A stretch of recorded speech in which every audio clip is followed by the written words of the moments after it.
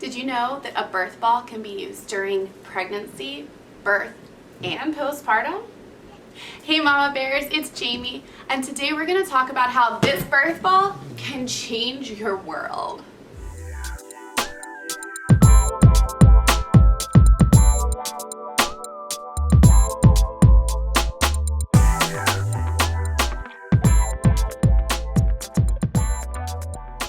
So if you already have a birth ball, I want you to go ahead and get it for me so that we can practice this together. And if you don't have one, I have one linked in the show notes below so that you can grab one that's perfect for you. Before you get a birth ball, I want you to make sure you're getting the right size. So if you're on the shorter side, a ball between 55 to 65 centimeters will probably be right for you. If you're on the taller side, you might be looking at a ball closer to 75 centimeters. So I'm pretty short, and to be honest, I'm not sure what the measurement on this ball is. I believe it's a 65. But you can see here that my hips, oh, it needs a little air. But my hips, if I had a little more air, would be at a right angle. My knees would be going at a right angle. I wouldn't have my knees way up here. You don't want your knees to be way up like that. You don't want your legs super flexed. And you also don't want to be way up high like this and stretched. You want to be able to sit at a good angles. See those good right angles. So let's get started by talking about pregnancy and how this birth ball can help you during pregnancy. Sitting on a birth ball is really amazing for your position, your posture. It helps support your lower back in a much more natural way than sitting in most chairs. It's just much more ergonomic. Even if you're not pregnant, it's really cool and wise to use a birth ball or like this type of ball to sit at your desk or maybe to sit on while watching TV.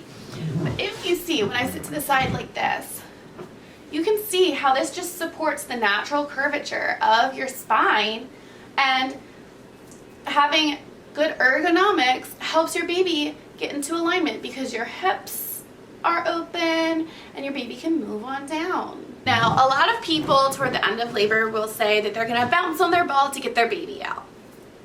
Let's talk about that. I'd say this is probably one of those myths. Your birth ball is not gonna put you into labor. However, sitting in a position like this that supports your hips being open, upright, it really helps your baby move into an optimal position for labor. So let's get started talking about how to use your birth ball in labor. I think a lot of people hear about the birth ball, but they don't know how to use it in labor. So we're just gonna go over a couple different techniques on how this ball can really make a huge difference during your labor. Okay guys, so first I'm going to show you the hands and knees position. From the front it looks like this, okay?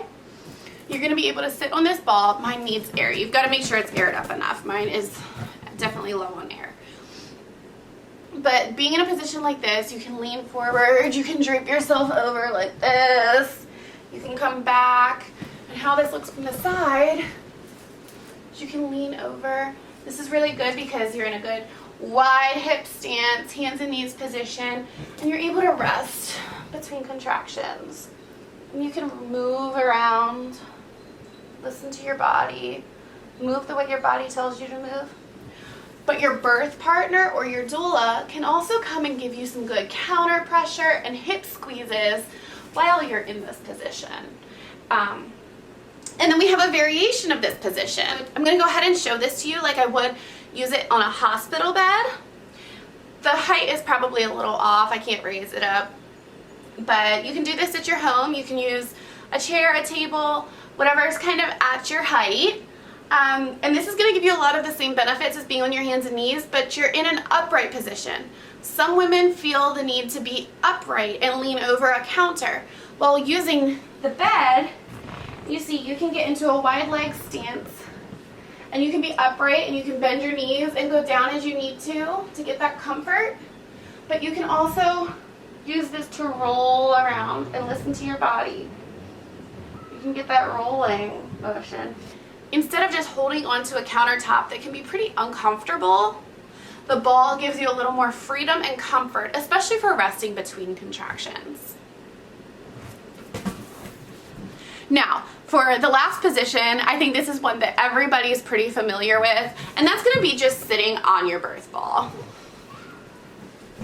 So when we're sitting on the birth ball like this, we can go ahead and rock back and forth, do figure eights, switch up directions. Whatever you do on one side, you want to do equally on the other side. Your partner can still give you counter pressure and do hip squeezes in this position. It might be a little different because you don't want to get pushed forward too far. But you go ahead and just listen to your body. You can bounce a little bit. Sometimes people like to kind of combine the two techniques and sit next to a bed like this. So in order to rest between contractions, you can be on your ball and lean forward. And go like this. Move back and forth listening to your body and lean forward on your bed. You can, if you need to pull a little bit, you can grab the foot of the bed and do that push to get a little bit of tension. If that helps your back, sometimes that movement can help your back feel a little stretched out. So how can we use the birth ball during postpartum? I've got 2 words for you. Witching hour. Unfortunately, babies can be fussy creatures. And during the witching hour, sometimes it's just really hard to calm your fussy baby. And one of those ways you can calm your baby is just rocking your baby while sitting on the birth ball. It's totally safe. You can wear your baby. I used to love to wrap my baby in a sling or like a Moby wrap type thing. And he'd be screaming his head off. And I'd put him in there and I'd just pat his back and bounce up and down very gently, and it would be so soothing for him and for me. It's a great way to just sit there and relax. You can listen to music, watch TV, have silence, and then you can move your position to more of a swaying. And you know, these different swaying and rocking and bouncing can be very soothing for babies, especially babies who are extra fussy or maybe colicky and you've already nursed them and change their diapers and can't really figure out why they're still screaming. Guys, they're babies. They're going to scream sometimes. And this is a very soothing motion for them. And of course, you can always use it once you're ready to get back to workouts, doing gentle yoga ball workouts or whatever. I don't work out with yoga balls, so I don't actually know. But I know these can be very useful for workouts. So you have it for that reason too. So if you found this video helpful today, I'd really appreciate it if you can go ahead and like this video. Leave a comment if you have any questions, or if you just absolutely love the techniques shown here, let me know. If you have a favorite birth ball, share it in the comments so that other moms can see what options are out there. And if you'd like more updates on birth and breastfeeding tips and advice, go ahead and hit subscribe. And don't forget to hit the little bell so that you always get updates when I post a new video. If you have any questions, don't be afraid to reach out. I really look forward to working with you guys and bringing more tips and tricks to help you birth with confidence.